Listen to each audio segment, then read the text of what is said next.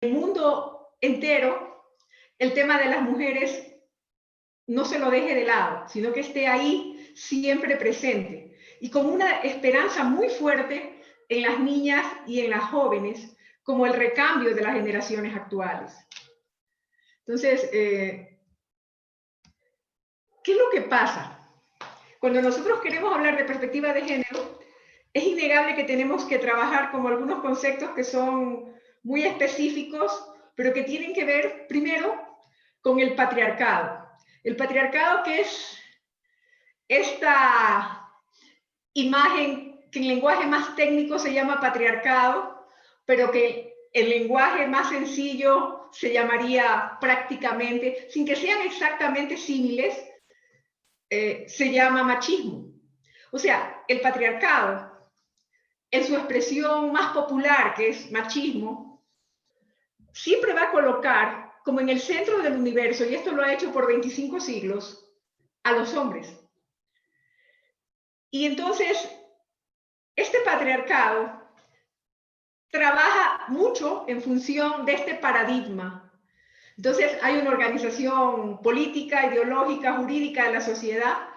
Incluso, por ejemplo, si ustedes miran quienes manejan todas las directrices de la lengua castellana, la RAE, señala, por ejemplo, que cuando uno dice los niños, está sobreentendiéndose las niñas más y que no es necesario una particularización del género. Entonces, para que ustedes vean cómo el patriarcado tiene muchísimo peso en la sociedad, en la organización social de la misma. Profe, si Entonces, quiere poner ahí presentación general, así se le hace más grande la presentación. sí, Ahí, sí, sí, ya, ahí está. perfecto. En el patriarcado entonces se establece básicamente como natural lo que es la valoración desigual. O sea, cuando miramos la balanza, las mujeres siempre se nos quedan un poco abajo. Entonces, no hay ese equilibrio, ¿no?, de la participación de las mujeres. Bueno, pero si ustedes lo miran de manera también real, es recién en el siglo XX y hace no poco tiempo que comienza prácticamente a dársele el peso y la importancia a los derechos de las mujeres. Imagínense, recién en el siglo XX, ¿cuántos siglos han pasado? Entonces, en estas sociedades patriarcales, ¿qué ha ido pasando a lo largo de la historia? La historia nos refiere que siempre la distribución desigual del poder ha existido, que está presente. Si ustedes miran la línea de tiempo de la historia, eso ha sido así. Pero en el patriarcado, nosotros vemos que la opresión de las mujeres, porque así se llama en el lenguaje técnico, la opresión de las mujeres, de la teoría de género, ha sido quizás la opresión más fuerte, más duradera y más amplia a lo largo de la historia. Y cuando nosotros queremos hablar de perspectiva de género, no podemos descuidar qué es la perspectiva feminista. Porque ustedes la están viendo, estamos viviendo la cuarta ola feminista actualmente. Entonces, la perspectiva feminista, que ha ido trabajando muchísimo más la teoría en los últimos años, es una revolución radical, porque coloca en su orden de prioridad que es necesario desmantelar el mundo patriarcal, cambiar los paradigmas, derribar todas estas estructuras que son estructuras de opresión de género. Y por supuesto, movernos hacia un equilibrio en las relaciones de género que nos hablen en un futuro no tan lejano de lo que se llama la democracia genérica. Entonces, estamos en este paradigma feminista, estamos en esta cuarta ola feminista, donde hay un recambio en las generaciones de feministas y vemos muchachas muy jóvenes, como las tesis de Chile, que ya realmente tienen una posición de franco enfrentamiento en las sociedades donde están localizadas, pero con motivos absolutamente justos. Entonces no hablamos ya solamente de un feminismo, porque eso sería unívoco y eso no corresponde. Estamos hablando de los feminismos, y aquí estoy citando a Marcela Lagarde, que es la profesora de la UNAM, que acuña el término feminicidio. Es la primera que acuña el término feminicidio para hablar y visualizar toda esta violencia institucional, social, política, etcétera, contra las mujeres, pero que termina con la muerte de las mujeres. Entonces, ella acuña este término, y cuando nosotros hablamos del feminismo, siempre vamos a pensar que abarca un conjunto de dimensiones de la vida, no es una sola dimensión. El feminismo es individual, desde cómo yo lo vivo como persona, cómo yo lo siento, cómo yo lo expreso, cómo soy sorora con mis hermanas, otras mujeres, o cómo no lo soy. Pero va desde lo individual, desde dentro de uno, hacia afuera. Es obviamente privado, pero el feminismo es público porque uno lo ejerce en una sociedad. Y por supuesto, tiene un escenario de mucha acción, que es el mundo real, donde nosotros estamos insertos. Y por supuesto está la cultura, que es lo que hacemos cada día, desde la cultura a las prácticas sociales. Bueno, aquí he puesto a las tesis que causaron todo un revuelo en la cuarta ola feminista no hace mucho tiempo, un par de años atrás, y que siguen siendo muy importantes como referente del feminismo de la cuarta ola. Seguramente ustedes han escuchado sus canciones tocan muy fuerte la estructura patriarcal chilena, pero por la fuerza de sus voces y de sus discursos son absolutamente legítimas y extensivas a la sociedad patriarcal en el mundo entero.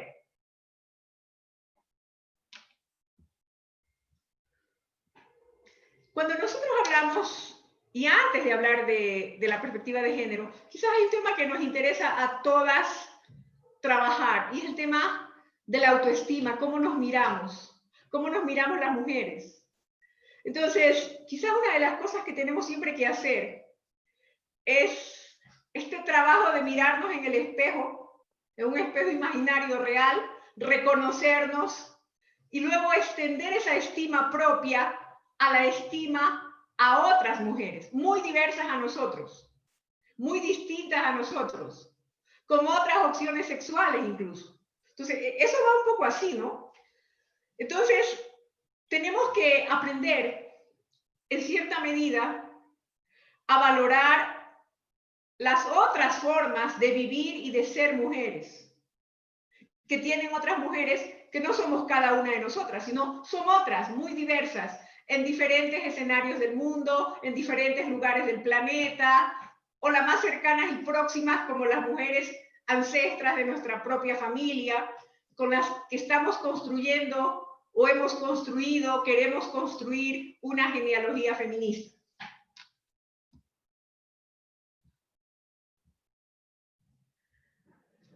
Entonces, nos interesa a nosotros, desde una mirada feminista, siempre partir de ese reconocimiento de cada una, trabajar la autoestima y trabajar algo que nos parece sumamente importante, que es empoderarnos como individuas, como colectivo de mujeres. Y la autoestima de género nos ayuda también a tener esos elementos de sintonía, esos elementos de resonancia con otras mujeres, porque la idea es que nosotros las podamos aceptar a todas las que se reconocen mujeres en su diversidad y capaces de tener, obviamente, los mismos derechos que tenemos nosotras. Y por supuesto, aspirar al conjunto de libertades de las que se supone el estado de bienestar nos ofrece.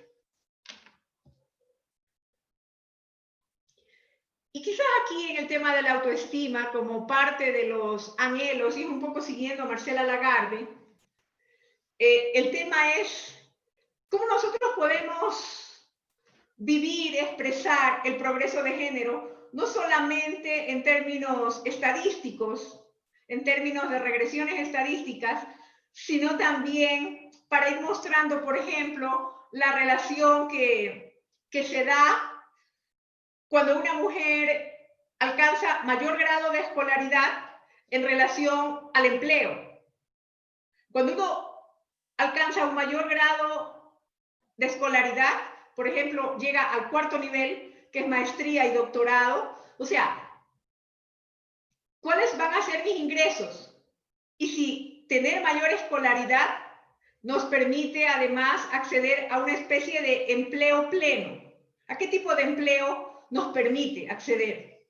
Entonces, cuando a veces esa relación lineal va como pareja, se entiende que se da un progreso de género, porque se comienza como a hacer justicia en un conjunto de arbitrariedades que han vivido muchísimas mujeres a lo largo de la vida. Recuerden ustedes nomás estas mujeres matemáticas y físicas que trabajaban en la NASA y además de ser mujeres eran negras en los años 50 y estaban prácticamente todas ocultas en un sótano trabajando. Ni siquiera trabajaban en interrelación con otros pares, mujeres y hombres que tuvieran su misma formación profesional. O sea, a veces se da una triple discriminación cuando una mujer, además de ser mujer, es pobre, además es negra, además es indígena. O sea, hay muchos tipos de discriminación que nosotros podemos visualizar en América Latina. Entonces, entremos a mirar qué es la perspectiva de género. La perspectiva de género es parte de lo que nosotros conocemos perfectamente como teoría de género.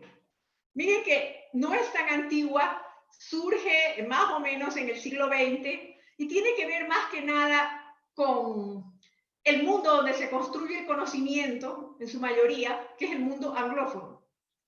¿Verdad? O sea, todos estos países anglófonos son los que realmente han estado trabajando muy fuerte en teoría de género. Ahora hay mucha más teoría de género que viene incluso de las otredades, como decir América Latina, como decir África, pero eso antes no era demasiado corriente. Cuando esto comienza a ser estudiado, es el mundo anglófono justamente el que comienza a trabajarlo. Entonces, esta perspectiva de género, ¿qué es lo que hace? Explicarnos lo que acontece en el orden de los géneros. Porque los géneros están presentes a lo largo de nuestra vida. Y ustedes saben que primero hay una cuestión que es el tema de sexo, que tiene que ver con lo biológico, pero luego el tema de género es un tema más cultural. Es hacia el género al que una persona se adscribe.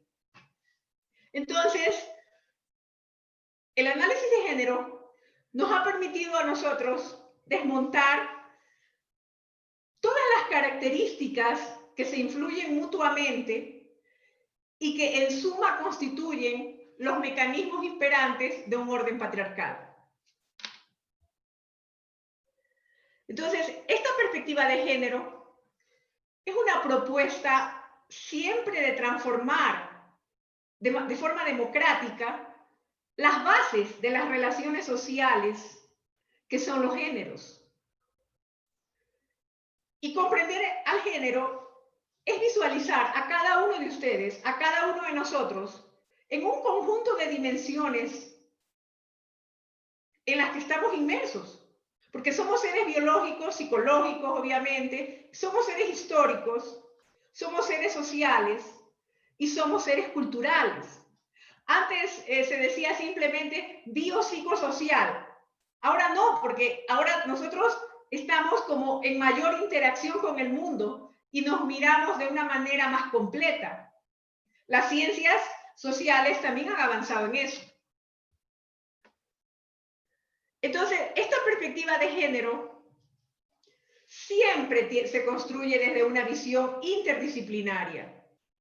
Varias ciencias trabajan cada una desde lo suyo y cada una aporta saberes científicos, paradigmas y varios procesos de construcción del conocimiento. Entonces, ya no es que se lo aborda solo en las ciencias sociales, porque la perspectiva de género puede estar perfectamente inserta en un servicio de salud con calidad y calidez. O sea, por ejemplo, existen ahora ya muchas denuncias de que pasaron en años anteriores, por ejemplo, con los temas obstétricos, cuando muchas mujeres dicen haber sufrido lo que se llama violencia obstétrica, que tiene que ver con esto de la perspectiva de género, cuando iban a un consultorio y un médico, ya sea hombre o mujer, no lo trataba debidamente ni hacía las consideraciones del caso cuando le contaba determinadas dolencias. O sea, le decía, bueno, señora, es que eso es normal. O sea, es normal que si usted tiene un bebé, después pase un periodo en que se sienta como que tiene que adecuarse a la situación. Bueno, pero ese tener que adecuarse a la situación desde la perspectiva de género, ahora se explica mucho mejor. Ahora sabemos que hay todo un sentimiento como distinto hasta que uno se asume como madre, y que la construcción de ser madre es más que nada una construcción social.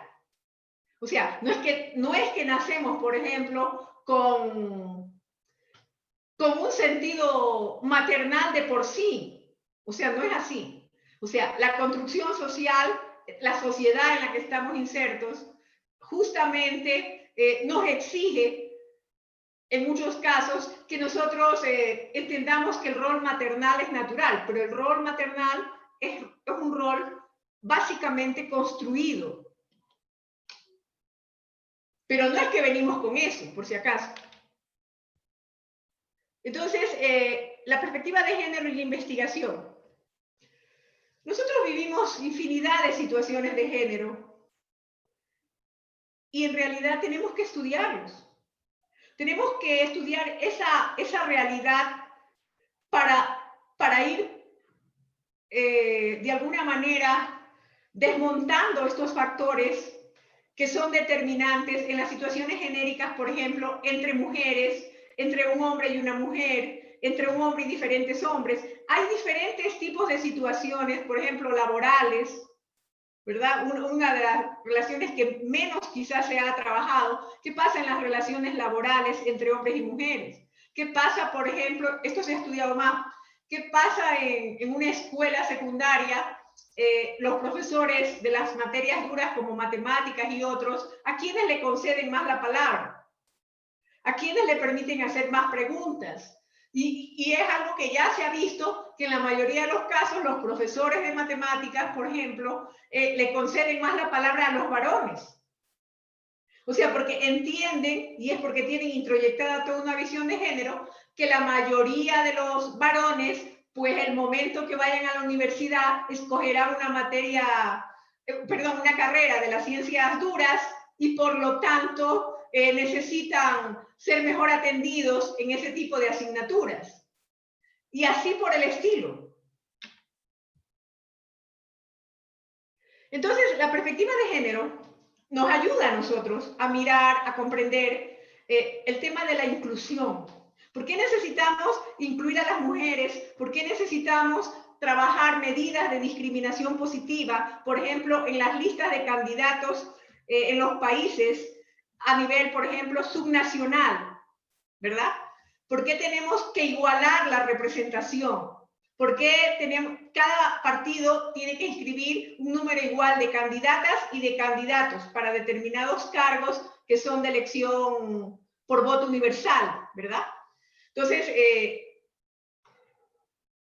la perspectiva de género nos da las pistas de un montón de distancias que todavía existen para que alcancemos como sociedades realmente la democracia genérica, donde ningún género se superponga al otro, sino que haya un equilibrio, haya un balance. Bueno, aquí hay algunas preguntas que yo las he puesto. Bueno, podríamos poner más si tuviéramos un curso largo, pero o podríamos hacer ejercicios, que eso sería ideal. Pero, por ejemplo, habría que ver, ¿no? Yo conozco algunas cosas de la universidad de ustedes y me parece muy interesante. De hecho, creo que la rectora es una mujer. la he escuchado un par de veces y me parece que es una mujer muy valiosa. Entonces, por ejemplo, ¿tiene la universidad la capacidad, y eso pregúntenselo, ¿no?, para valorar el distinto impacto que sus políticas universitarias tienen sobre hombres y mujeres? Y cómo esas políticas intentan, o no intentan, no lo sé, reducir las desigualdades de género, porque hay muchos tipos de desigualdades de género. Entonces, ¿cómo colocamos a las mujeres en un nivel en que puedan cumplir sus expectativas y sus anhelos? Otra pregunta que es muy importante, porque todavía esto no se ha alcanzado, y ustedes saben que está en los ODS, ¿cuál es el perfil de las mujeres y hombres que ocupan los puestos directivos? ¿Cuáles son las exigencias? Si hay medidas concretas, por ejemplo, que sirvan en la universidad para promocionar a las mujeres en todos los escenarios y en todos los estamentos. ¿Y cómo hacemos de verdad políticas que favorezcan la participación de las mujeres en los puestos de dirección? Entonces, ahí hay muchos puestos de dirección, ¿verdad? Están las autoridades superiores, están los puestos de dirección en el funcionariado público, pero también están los puestos de dirección en todas las organizaciones juveniles, académicas y políticas que confluyen al interior de la universidad. Bueno, yo aquí, casi como que para terminar, he puesto ¿qué queremos las mujeres? Y aquí miren, esta es una imagen que me encanta. Yo trabajo mucho con las imágenes de ONU Mujeres, porque de hecho trabajo con ONU Mujeres para temas de, perdón, con Naciones Unidas, no con ONU Mujeres, pero trabajo con la OIM para otros temas, ¿no? Otros temas también ligados a las mujeres, pero tienen que ver con migración y otros temas conexos. Bueno, entonces aquí las mujeres queremos derechos vinculados al empoderamiento. ¿Cómo nos empoderamos? Yo creo que la principal herramienta para el empoderamiento femenino es la educación. A mejor educación, mejores ingresos y mejores empleos. No nos podemos quedar atrás. Y ustedes están viendo que la pandemia nos está ocasionando que muchas mujeres dejen los trabajos porque los horarios de cuidar a los niños así lo demandan. Y eso es muy peligroso, porque costó muchísimo llegar al mundo del trabajo y ahora estamos retrocediendo a nivel mundial. Entonces, hay una identidad, somos mujeres. El tema de la salud es fundamental. Ustedes realmente en el mundo de la salud hacen muchísimas cosas por las mujeres, o quizás a veces no las hacen, con un especial énfasis en que son mujeres. Aquí está el tema de la educación, que es crucial, y por supuesto el tema del trabajo. O sea, la primera autonomía de las personas comienza en el bolsillo. No podemos hablar de autonomía si nosotros no ganamos dinero propio. Y eso es un tema que siempre tenemos que reivindicar como mujeres. Y aquí hay una frase de Simone de Beauvoir. Ustedes saben que Simone de Beauvoir escribe en 1948, miren que tan lejos, El segundo sexo, que fue un despertar para las mujeres de su época, y es considerada un ícono feminista. Y Simone de Beauvoir dice, el punto no es que las mujeres simplemente quiten el poder de las manos de los hombres, ya que eso no cambiará nada en el mundo. Se trata precisamente de destruir esa noción. O sea, la noción de que los hombres tienen el poder. O sea, el poder es propio de hombres y de mujeres. Entonces, ambos tenemos que trabajar en aras de una democracia genérica que nos iguale en muchos sentidos y nos comparta beneficios del desarrollo y del crecimiento económico. Y esto es lo último, ya que ustedes trabajan en este campo. Miren, este es un dato actual de ONU Mujeres, ha salido hace un par de días. Solo el 30% de las y los investigadores en ciencias del mundo son mujeres. incluso cuando más mujeres se están matriculando en las universidades, muchas se detienen antes de llegar a los títulos avanzados. O sea, estamos viendo que todavía no hay demasiadas mujeres que tienen maestrías. No estoy diciendo solo una maestría, porque ahora normalmente uno ya tiene 3 maestrías, es algo normal. Antes se veía como algo extraordinario, pero ahora es nada extraordinario. Y mínimamente un doctorado y luego un postdoctorado. Pero es cada vez más importante que los doctorados sean en cosas complejas, sean en cosas que realmente a usted lo vinculen al mundo del trabajo y acceda de verdad a un empleo pleno. Ese es un poco el sentido. O sea, quizás las mujeres acercándonos más al mundo de las ciencias naturales. A mí me decían hace poco, porque estoy haciendo un doctorado en desarrollo económico, me decían, pero eso es dificilísimo. Yo les decía, sí, pero se requiere que más mujeres entren a estos temas y manejen cosas complejas como es la econometría y otras cosas, otras ciencias que nos sirven para predecir los vínculos entre la economía y el desarrollo. Entonces, esas son las cosas que me parecía importantes comunicarles. Y claro, cuando se abra el espacio para conversar, pues ustedes pueden hacerme las preguntas del caso. Desde ya les agradezco mucho la atención y muchas gracias, Diana, y a todo el equipo de jóvenes que ha organizado esta participación. Muchas gracias. No sé, Silvina, si empieza. Sí, empiezo. Muchas gracias, doctora. Sí, comiencen. Bueno, ¿cómo están? Buenas tardes. Ahí pongo mi presentación. Bueno, para los que entraron un poco más tarde, estamos, primero agradecer a la licenciada Nelly, que, bueno, no, ella no dijo tanto, pero bueno, tiene una inmensa trayectoria en lo que es el trabajo de género, la perspectiva y la teoría de género, y el trabajo con las mujeres migrantes, y bueno, todo un trabajo que viene haciendo en Bolivia y en Latinoamérica, con varias publicaciones de libros también, y de artículos, así que bueno, es un honor tenerla en nuestra universidad, y bueno, y también para todos los jóvenes y las jóvenes que están escuchando esta mesa redonda.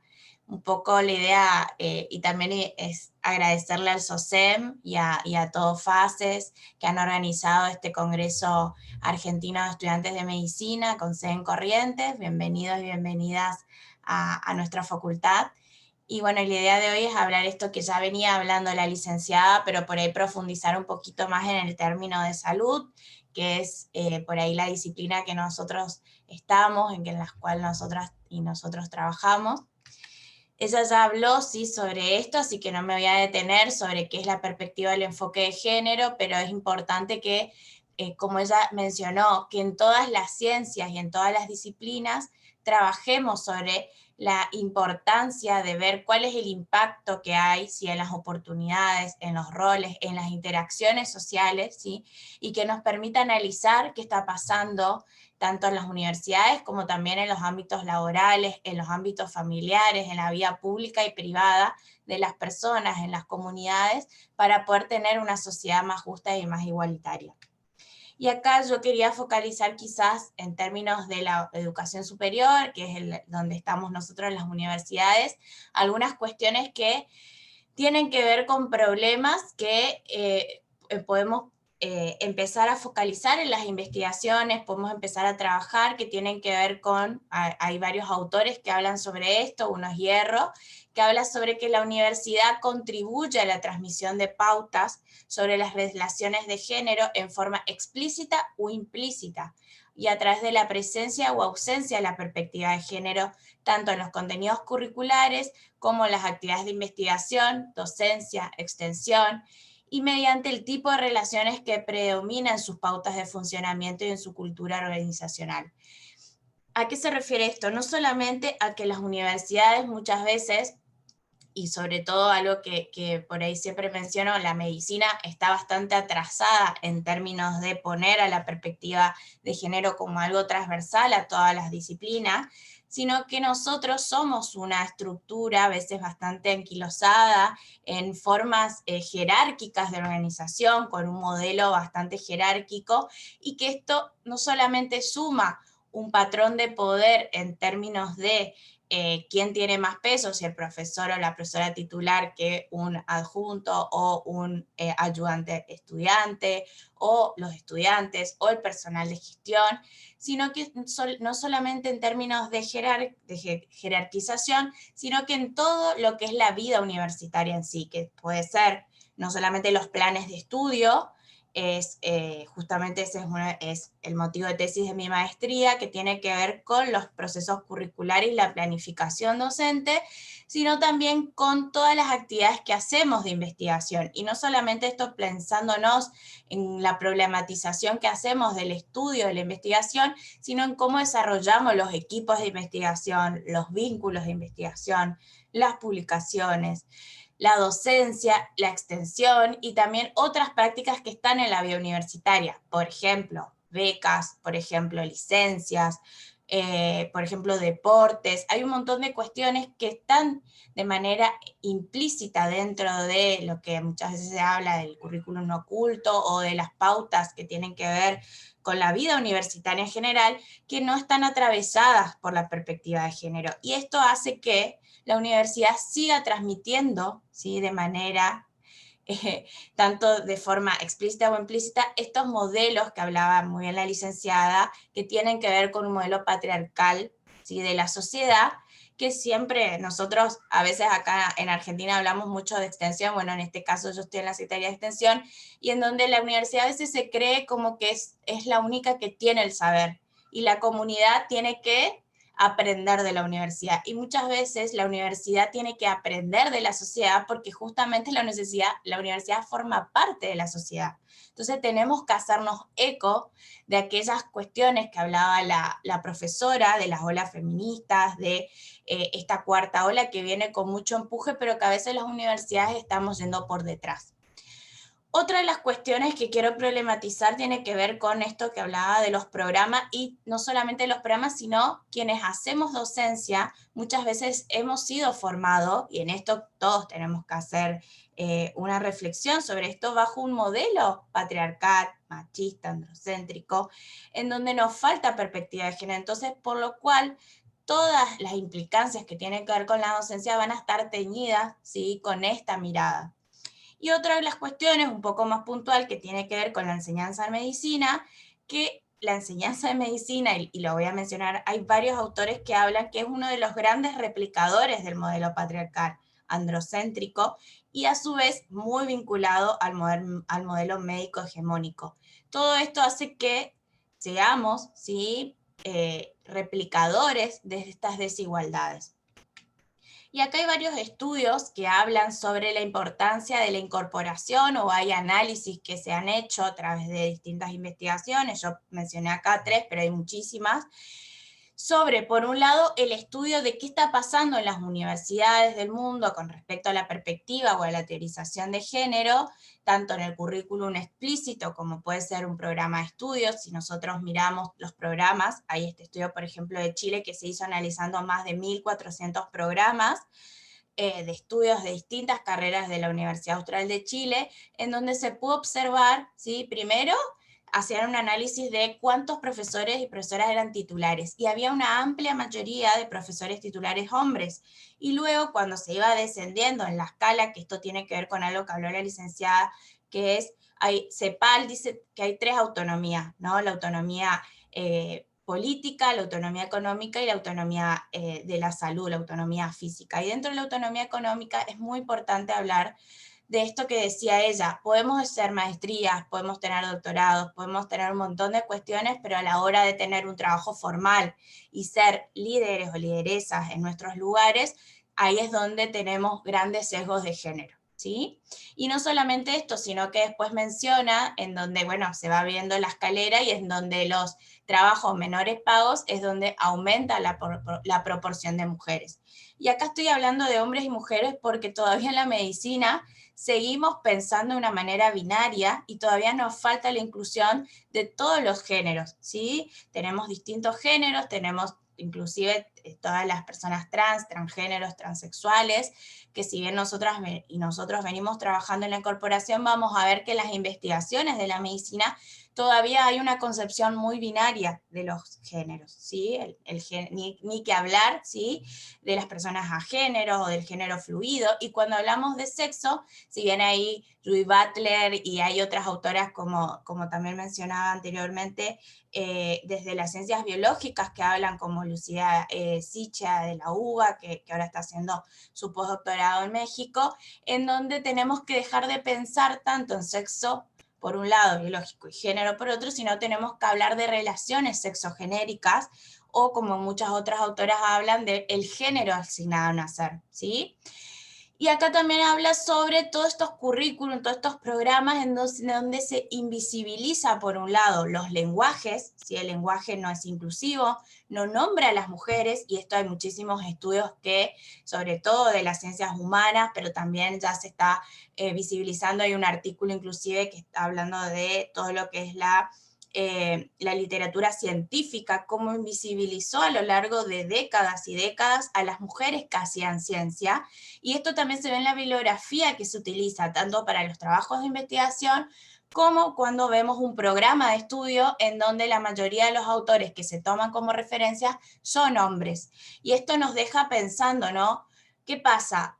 ¿Son los propios profesores titulares que hacen los programas y que ponen hombres en las bibliografías, o es que las mujeres publican menos? Y ahí, bueno, hay varios estudios que están trabajando sobre esto, y también depende de, como hablaba la profesora, ¿no? De qué tipo de ciencia es, sobre la cantidad de estudios que hay. Hay muchas carreras, por ejemplo, las ciencias médicas, que todavía viene atrasado con estas investigaciones.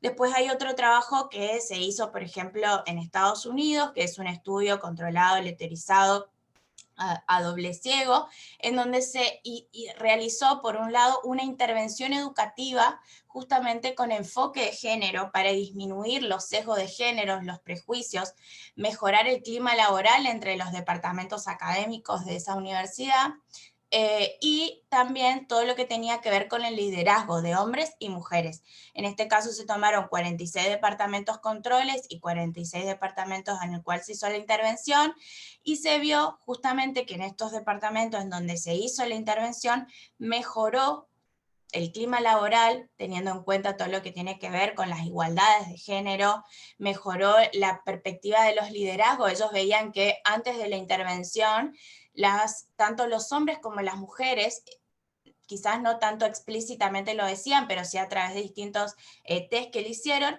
veían como que el hombre tenía una cuestión de liderazgo natural y la mujer más de una persona que hacía caso a los líderes hombres, ¿no? Y esto se vio que a través de estas capacitaciones, de estos talleres, se pudo cambiar ese pensamiento, ese prejuicio que había. Tanto también así como las cuestiones de las licencias o de tomar mujeres en cargos o de plantas permanentes o de distintos accesos a un trabajo más formal o mejores pagos por la condición de la maternidad, ¿sí? Esto se viene trabajando también en otras disciplinas, que tiene que ver con una de las cosas que dice CEPAL, que es de la autonomía, es que las tareas de cuidado en el hogar deben ser compartidas, tanto por hombres como mujeres. ¿Por qué? Porque las tareas del cuidado han históricamente reproducido este modelo de que el hombre es quien está por fuera, quien tiene que trabajar, quien tiene que ser más fuerte, tiene que ser el proveedor, y la mujer tiene que ser la persona que cuida y que posterga sus estudios, su trabajo, para poder ser la persona que cuida tanto niños como niñas, como también a las personas adultas mayores o discapacidad, o personas que tengan algún tipo de discapacidad en las familias. Este es otro trabajo de México que también es un estudio exploratorio en donde se vio los conocimientos que tenían los estudiantes sobre violencia de género, sobre cuestiones que tenían que ver con las sexualidades, y entendía las sexualidades como todo lo que vivimos, no solamente lo que a veces se piensa que tiene que ver con las relaciones sexuales, sino con todos los vínculos y las identidades de género que se construyen. Acá Sabanero dice ya en el 2016 que lograr la equidad de género no solo significa incorporar a más niñas, adolescentes y mujeres en los distintos niveles educativos, sino erradicar toda la forma de manifestación de sexismo en los procesos educativos. Y esto es algo muy importante porque vamos a ver que en la medicina hay un estudio de ONU Mujeres que se hizo también con UFPA en 2018, en donde vamos a ver que el 70% de la matrícula de las carreras de medicina en nuestro país, en la Argentina, son mujeres, pero vamos a ver que esto no tuvo grandes repercusiones en todo lo que tiene que ver con la igualdad, ¿sí? Y después Graciela Morgade, que es una autora argentina que trabaja muchísimo sobre educación, con perspectiva de género, educación sexual integral, hoy funcionaria del Ministerio de Educación de la Nación, dice que la importancia de poner sobre las prácticas de enseñanza y aprendizaje la noción de desigualdad, la perspectiva de género, hace que se trabaje sobre las relaciones de poder, que la construcción social de la sexualidad implica. Los prejuicios sociales, el no cumplir los roles asignados, la coerción sexual, los mitos, los temores de recurrir al sistema de salud, el educativo, el desconocer el propio cuerpo. Y acá algo importante porque la perspectiva de género no solamente habla de las cuestiones de las mujeres, habla de todos los géneros, incluidos los hombres trans, ¿sí? Que muchas veces se vio que, y hay muchos estudios que hablan, ¿no?, de las nuevas masculinidades, que si usted ve la esperanza de vida de los hombres es mucho menor que de las mujeres. Y esto también tiene que ver con una cuestión de género, ¿sí? Esto de que yo hablaba de los estereotipos que se ha dado a lo largo de la historia, que ha hecho que el hombre tenga que ser proveedor, que tenga que hacer los trabajos más forzosos, que tenga que... O sea, está mal visto que el hombre vaya al servicio de salud, y vamos a ver que hay muchísimos estudios de que hablan de que el hombre consulta menos, y todo esto también está atravesado. Entonces, cuando nosotros hablamos de perspectiva de género, no solamente hablamos de incluir a las mujeres en lugares de decisión, sino también que hablamos de la igualdad en todos los términos, ¿sí? Y después, bueno, Rita Segato, que es una antropóloga muy conocida en Argentina y en Latinoamérica, habla de que no es solamente importante las leyes, ¿sí? Nosotros en Argentina tenemos un plexo normativo importantísimo, desde la adhesión a las convenciones internacionales de Beijing, de Cairo, la Convención de Derechos Humanos, pero si no, tenemos la ley Micaela, la ley 26485 de protección hacia las mujeres, la ley de identidad de género, sino que esto no es solamente leyes, sino que tenemos que hacer algo más, que tiene que ver con la conciencia, con la práctica, para que todos trabajemos por el mismo objetivo. ¿Y por qué debemos formar profesionales en salud con perspectiva de género? Este es el estudio que anteriormente mencioné, no sé si se ve ahí muy bien, pero abajo de todo van a ver que hay como un gráfico que va como una escalerita, no sé si se ve, que aumenta, ¿no? Acá en violeta más fuerte a la izquierda y va disminuyendo. Esto tiene que ver con las especialidades médicas. ¿Sí? En este trabajo publicado en el 2018 de cómo está la feminización en el sector de la salud, vamos a ver que las mujeres están eligiendo y haciendo especialidades siempre que tienen que ver con el rol o asociadas al rol del cuidado. Por ejemplo, pediatría, por ejemplo, clínica médica, geriatría, y a medida que va descendiendo, ¿sí?, y aumentando la mayoría hombres, son especialidades quirúrgicas que históricamente han sido asociadas con los hombres, como traumatología, cirugía general, urología, bueno, ni que hablar estos temas que muchas veces se van atravesando las especialidades con una cuestión de género, que no hay ningún estudio que diga que una mujer no pueda ser traumatóloga, que un hombre no pueda ser pediatra. Entonces vamos viendo cómo la medicina misma perpetúa, ¿no?, estos estereotipos de género. Inclusive en este mismo estudio dice que en cuanto a quienes hacen las residencias médicas luego de terminar, son más hombres que mujeres. Las mujeres a veces deciden postergar el inicio de la especialidad para poder cumplir con este mandato social que hablaba también la profesora, de formar una familia, de un montón de cuestiones, o de tener cuidados o tener que estar al cuidado de otros familiares. Y fíjense acá también que si bien en el trabajo, a nivel salud, vemos que el 51% son mujeres, a nivel de estudiantes de medicina en promedio 64%, en el caso de nuestra facultad el 70% son mujeres, pero quienes llegan a los lugares de decisión solamente son un 25% mujeres. Y ni que hablar de las facultades de medicina, de 20 facultades de medicina que tenemos en el país, solamente 5 son mujeres decanas, ¿sí? Entonces, esto nos va mostrando que todavía hay un largo camino para recorrer. Acá Castro también menciona, ¿no?, que las escuelas de medicina y los hospitales son escenarios por excelencia en donde se gesta la reproducción de las estructuras de desigualdad de género. Hemos escuchado, y en este estudio hay un montón de, porque tiene una fase cuantitativa y cualitativa, el que está publicado por UNFPA en el 2018, de las feminizaciones del sector de salud, en donde las médicas cuentan todo lo que atravesaron, ¿sí?, o las enfermeras o las trabajadoras de la salud, lo que atraviesan muchas veces en las guardias, en la universidad, en un montón de lugares con respecto no solamente a la discriminación, sino a todo lo que tiene que ver con el acoso y las violencias. Y también Menéndez dice que esto está consolidado por un ámbito de poder masculino, ¿sí?, el ámbito hospitalario, en donde se dirime este saber poder médico. ¿Sí? Hay un video que es muy conocido, no sé si lo vieron, de España, en donde ponen a personas y les dan como un juego de palabras en donde le dicen, bueno, no le voy a decir textual, pero como le dan a entender que iba alguien, un chico con el padre o la madre, nos dice específicamente, en un auto y choca, ¿sí? Dice, y después cuando va al hospital le atiende uno de los padres. Entonces, pero si, la gente decía, pero no puede ser si el padre murió en el accidente. Entonces ellos nunca relacionaban que la cirujana que le estaba operando podría ser la mamá. Como estas figuras que vemos, ¿no? Muchas veces la mayoría de las propagandas de médicos son hombres y no son médicas mujeres, o médicas o médiques o de otras especialidades o de otros géneros, ¿sí? Y algunas cuestiones que nos propone la Organización Mundial de la Salud y distintos organismos, inclusive también la Confederación de Escuelas de Medicina a nivel mundial, que tiene que ver con esto. ¿Por qué necesitamos formar profesionales de la salud que tengan perspectiva de género? Porque esto va a hacer que las personas tengan mejor atención y mejor calidad en salud. Cuando nosotros preguntemos cuál es la identidad de género para que esa persona se sienta bien en la consulta, cuando nosotros podamos abarcar todos los aspectos de las identidades y de los géneros y de las orientaciones sexuales también, esto nos va a permitir tener mejores prácticas en salud. Inclusive hay varios documentos que hablan de que si nosotros no tenemos perspectiva podemos estar haciendo mala praxis en salud, ¿sí? Porque al no preguntar y ejercer o hacer, pedir un estudio a alguien que no corresponde, o hacer un tratamiento, por ejemplo, hay varios estudios de la Organización Mundial de la Salud de violencia de género, en donde los profesionales y las profesionales de salud no están capacitados y no preguntan.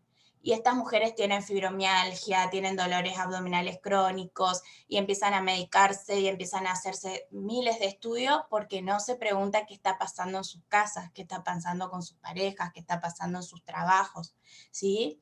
Aparte se va a dar una mejor respuesta a los sistemas sanitarios, va a haber una mejor relación entre las personas, los pacientes y los médicos y las médicas, y a su vez va a haber mejores políticas en salud y mejores políticas universitarias.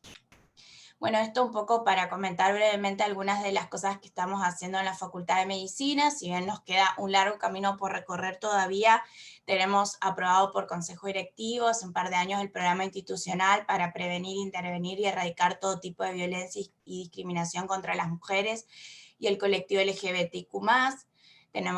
Se conformó la Comisión para el Abordaje de las Violencias de Género en la Facultad.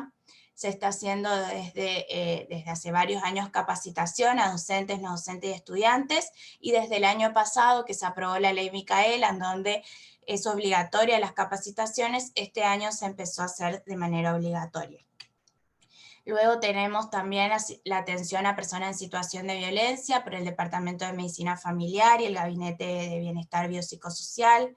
Se hicieron cursos de extensión en salud en la diversidad sexual, se abrió los consultorios inclusivos para el colectivo LGBTIQ+, en la Facultad de Medicina, y también se está dando en algunas asignaturas, por ejemplo, hemos estado en Sexología, hemos estado en Medicina 1, en distintas asignaturas sobre talleres que tienen que ver con la perspectiva de género.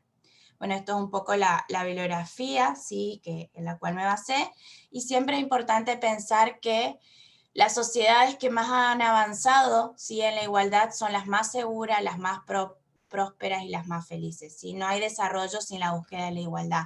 Así que creo que esto lo decía la Secretaria General Iberoamericana, y creo que hay un largo camino por recorrer, pero que estemos acá un sábado a esta hora de la tarde hablando en un congreso de estudiantes de medicina, habla de que estamos por el buen camino. Así que bueno, muchas gracias por la invitación. Muchas gracias a ambas. Excelente todo y muy importante aprender sobre este tema. Un placer escucharlas. Abrimos las preguntas, el chat para las preguntas.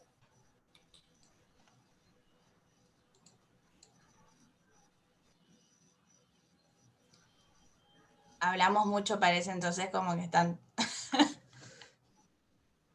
Se lo entendió súper.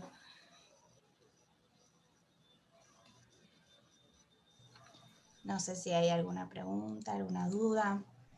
O comentarios, alguien que quisiera comentar, más, quizás no preguntar, sino comentar, complementar. ¿Cómo se está trabajando en otros lugares, en otras facultades?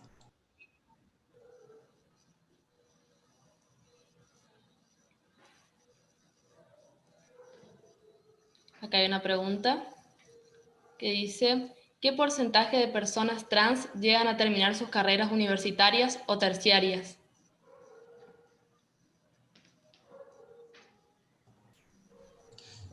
Nosotros en el... Margarita.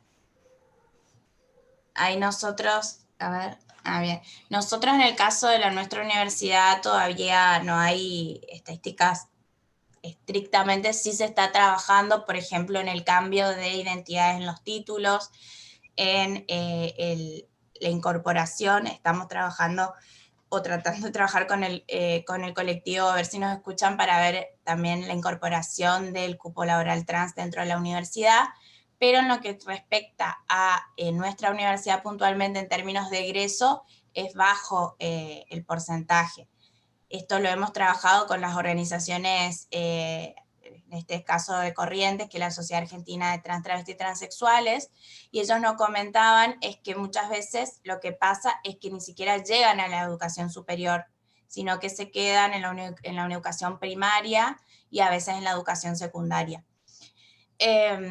Hemos tenido casos, sí hay casos en la Facultad de Medicina, de casos de personas trans que han egresado, o que posteriormente a eso han hecho su cambio de identidad, en términos de documentación específicamente, y sí tenemos algunos estudiantes, pero creo que ahí hay un trabajo todavía que recorrer porque han sufrido discriminación y eso es algo que venimos trabajando, y sobre todo en algunas carreras específicas en donde son todavía muy estereotipantes en términos de la cuestión de género, así que eso, pero es muy importante tener estadísticas, así que ahí hay que ir. No sé, Nelly, si ustedes tienen alguna experiencia en Bolivia.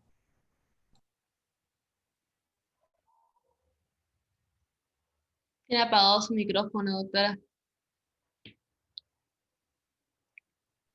En Bolivia, las personas trans han tenido una larga lucha primero para adecuar correctamente sus cédulas o carnet de identidad. Al final han podido vencer todas estas dificultades y hay un registro distinto, pero todavía el mundo universitario es bastante conservador. En las universidades públicas, somos 15 universidades públicas, y todavía estos temas, si bien están en la fase de sensibilización, no han entrado a la etapa de investigación. El otro día nomás yo estaba conversando con una profesional que trabaja con esta población, y ella me decía que en esta pandemia las personas que peor la habían pasado eran muchas de este colectivo, porque sus trabajos eran un poco precarios y su formación todavía era escasa. Entonces habían pasado dificultades inmensas, Y ella justamente trabaja en una fundación internacional que se dedica a promover una cierta ayuda no reembolsable a partir de proyectos que estas personas realizan y que presentan a esta organización. Pero en el tema escolaridad yo creo que todavía en muchos casos no están debidamente reconocidos en el marco de una educación universitaria. O sea, todavía ese dato no existe en la encuesta de hogares ni del Instituto Nacional de Estadística. O sea, esa parte tendría que sufrir un ajuste también. Hay algo que pasó la UNE, por ejemplo, es que cuando se egresó, hace un par de años fue, una de las primeras egresadas trans, salió como en todos los medios, ¿no? Esto de que está bueno visibilizar, pero también entender de que, o sea, nos falta un camino enorme, Dios, y tenemos que estar publicando que tenemos por fin egresadas una chica trans, es como, bueno, significa que hay un largo camino por recorrer. Acuérdense que la esperanza de vida en Argentina de las mujeres trans sobre todo es de 35 años a 40 años. Entonces, estamos hablando de que se mueren, y se mueren por falta de acceso a la salud, por falta de acceso a la educación, ¿sí?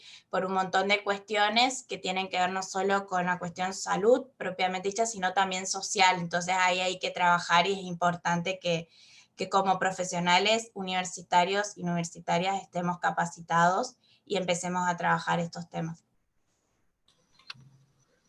Exacto, tenemos otra pregunta de Joaquín Almaraz que dice: ¿desde qué años es obligatorio la enseñanza de ESI en las instituciones y si realmente se cumplen? Porque lo importante sería que tengamos educación sobre el tema y la perspectiva de género todos y todas, desde los primeros niveles de educación. Bien, Así en es. Argentina la Ley de Educación Sexual Integral establece que sea desde nivel inicial, es decir, desde jardín. ¿Qué pasa con la ley? La ley no incluye a las universidades, ¿sí? Incluye nivel inicial, nivel primario, nivel secundario. Ahí, digamos, queda como un poco abierta la cuestión de las universidades. Entonces, hay que trabajar sobre eso y sabemos que no todas las provincias en Argentina están trabajando realmente con el material que tienen que trabajar o directamente no trabajan. Hay una encuesta que la cuesta aprender, en donde se hace encuesta a todos los estudiantes primarios y secundarios del país, ¿no? Se hace un muestreo y demás, y ahí se vio cómo los estudiantes decían, ¿no?, qué temas no daban. O sea, el tema de, por ejemplo, lo que hablaba la profe del empoderamiento de las mujeres o de la igualdad entre hombres y mujeres, o las diversidades y las disidencias. Todos estos temas nunca se tocaban, por ejemplo, y son parte de la educación sexual integral.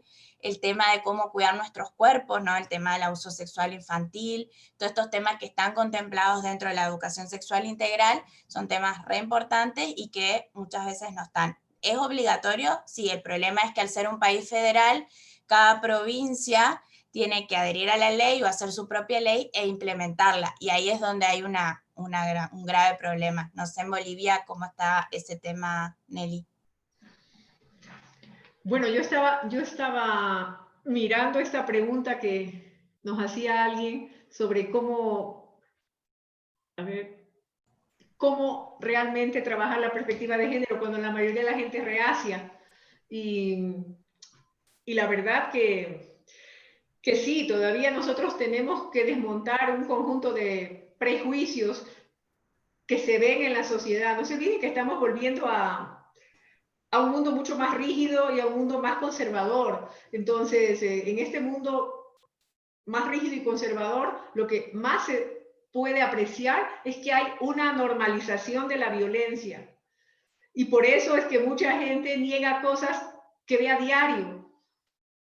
Uno puede escuchar que en una familia, en el mismo edificio de uno, está un hombre golpeando a una mujer y la mayoría de la gente no interviene, no hace nada, se comienza a normalizar la violencia. Y claro, uno comienza a negar un conjunto de cosas porque esta normalización es horrenda, es horrenda. La gente está retrocediendo en todos estos avances importantes que nos traen los derechos humanos en el siglo XX. Y entonces cada vez hay un individualismo secante que hace que los seres humanos dejen de preocuparse por los otros. Cuando nosotros hablamos de perspectiva de género, estamos hablando desde que el feminismo como tal es una opción completamente humanista. Entonces, esto es algo muy importante, pero estamos viendo que el mundo va contracorriente. Por eso existe a nivel del imaginario social muchas versiones de que el feminismo de la cuarta ola es excesivo, porque las mujeres se supone que ya alcanzaron todos los logros que la sociedad podía facilitarles. Y no es exactamente así, porque si estamos viendo los feminicidios, si estamos viendo todas las cosas que siguen ocurriendo, las niñas embarazadas en el marco de sus propias familias y toda la violencia que se ha desencadenado con la pandemia, o sea, estamos retrocediendo en indicadores de género de manera alarmante. Sí, sí, totalmente coincido y volviendo a esa pregunta, ¿no? ¿Cómo hacemos? ¿Cómo hacemos así, digamos, ¿no? Poniendo en tema, poniendo en discusión estas cuestiones y también pensando que esto que hablamos, como decía Nelly, afecta a la población, afecta a nuestras hermanas, a nuestras madres, a nuestras amigas, a nuestras compañeras. Y se están muriendo mujeres por el solo hecho de ser mujeres, ¿no? Esta cuestión de el romanticismo violento que tiene que toda esta connotación de estas relaciones que están hablando, que no solamente son de ahora, no vienen perpetuadas desde hace años, donde la violencia doméstica se entendía como, bueno, yo no me voy a meter. Por eso muy bien lo dice ONU Mujeres y también lo dice la ley de acá Argentina y las convenciones internacionales, que la violencia no es solamente lo que pasa en la calle, sino es lo que pasa dentro de las familias. Y hay algo que muy bien dijo Nelly y me parece como dos cosas importantes. Uno, el tema de la pandemia. Decimos que las mujeres estamos atravesando una doble pandemia por el COVID, porque justamente se han vuelto las familias un entorno más violento, porque toda la gente está dentro de las casas, estos hombres que salían y volvían a la noche, ahora están todo el día dentro de las casas, con un montón de connotaciones que, bueno, ya habrá otro estudio el año que viene seguramente que hablen del punto de vista social que pasó dentro de estos domicilios, pero estas mujeres se están muriendo y nosotros pasamos de tener una mujer muerta cada 29 horas a tener 30, a tener una mujer muerta cada 24 horas. Y ni qué decir de los números de llamadas de auxilio por violencias de género. Entonces, estamos viendo que no solamente esto, tenemos que preocuparnos, tenemos que ocuparnos como profesionales universitarios y muchos de ustedes seguramente van a ser ministros, van a ser directores, directoras de lugares, van a ser lideresas de sus lugares y entonces tenemos que trabajar sobre eso. Y no solamente todo malo, sino también hay que ver algo bueno que, por ejemplo, en términos de pandemia, los países que mejor han llevado la pandemia fueron mujeres en las que estuvieron a cargo de esas pandemias. No digo esto que no hablo de que somos mejores que los hombres, sino que veamos también que hay cosas buenas y que se está trabajando en el mundo en términos de igualdad. Y creo que ahí es donde tenemos que apuntar, en donde tanto hombres como mujeres y otras identidades somos iguales y tenemos los mismos derechos a vivir una vida libre de violencia y a poder acceder a los derechos de la salud, de la educación y del trabajo de manera igualitaria. Así que bueno, eso un poco. Es difícil, es verdad lo que pregunta la compañera ahí en el chat, Micaela, pero hay que trabajarlo y por eso están las normas, están las leyes, están las reglamentaciones que hay que aprobar también. Muchas gracias por su presencia. Le agradecemos por parte del comité organizador. Y a los participantes les vamos a mandar por el chat el link de asistencia. La clave es diversidad, en mayúsculas. Bien. Ahí justo Estefanía cuenta que la Universidad Nacional de Córdoba dice: nos reunimos para pensar estas cuestiones de abuso que vivimos dentro de la universidad. Las invito a que vean nuestras publicaciones en el Instagram de Machismo y la Universidad Nacional de Córdoba. Bueno, buenísimo. Bueno, la Universidad de Córdoba tiene mucho trabajo y también, bueno, casos que salieron a la luz, inclusive la Facultad de Medicina, ¿no? Esto está bueno también visibilizar lo que pasa, hace que se desnaturalice ciertas prácticas, estos comentarios, ¿no?, de los profesores en las clases. Acá en pandemia tuvimos varios casos, tanto en medicina como en derecho, como en otras facultades, y en donde las redes sociales han sido punto de partida para visibilizar también esto que está pasando muchas veces en las aulas y que nadie se entera.